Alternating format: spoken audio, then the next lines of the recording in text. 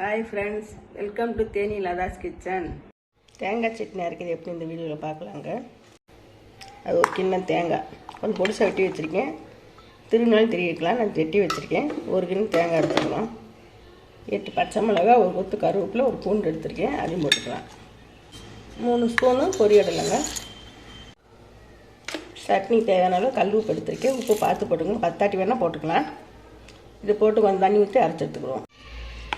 தேங்காய் சட்னி அரைச்சாச்சுங்க. கொஞ்சம் குருணை எடுத்துக்கோங்க, அப்போ டேஸ்ட்டாக இருக்கும். இதை தாளித்து எடுத்துக்கலாங்க.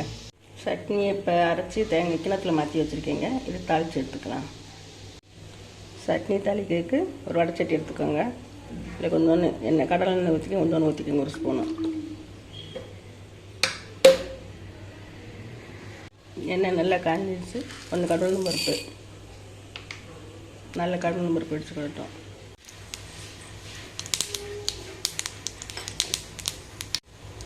கடுகு நல்லா வெடிச்சிருச்சு. ஒரு கொத்து கருவேப்பிலை எடுத்து வச்சுக்கோங்க. இந்த சட்னி தாளித்து ஊற்றிக்குவோம். சட்னியை தாளித்து போட்டாச்சுங்க. நான் கொஞ்சம் தண்ணி ஊற்றிக்கேன். தண்ணி சேர்த்திங்க, கொஞ்சம் தண்ணி ஊற்றிக்கேன். கெட்டியாக இருந்தாலும் கெட்டியாக எடுத்துக்கலாங்க. இப்போ தேங்காய் சட்னி ரெடி ஆகிடுச்சுங்க. இந்த வீடியோ பிடிச்சிருந்தால் லைக் பண்ணுங்கள், ஷேர் பண்ணுங்கள், சப்ஸ்கிரைப் பண்ணுங்கள். தேங்க்யூ.